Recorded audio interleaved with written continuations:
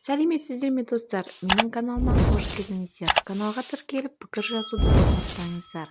1 маусым балаларды қорғау күні құтты болсын. Бүгін халықаралық балаларды қорғау күні.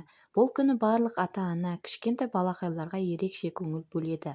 Ауыл, аймақ, қалаларда осы күнге арналған түрлі концерттер ұйымдастырылып, тіпті кейбір компаниялар немесе орталықтар аталған күні балаларға арнап арнайы сый дайындайды.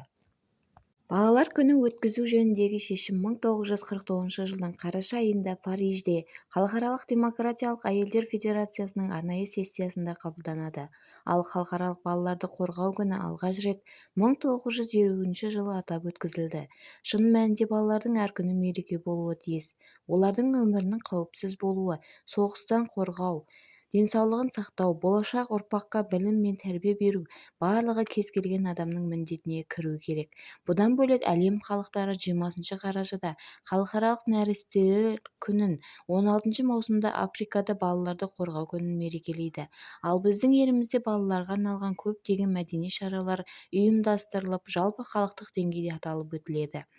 Ендеше барлық балаларды төл мерекелермен құттықтаймыз.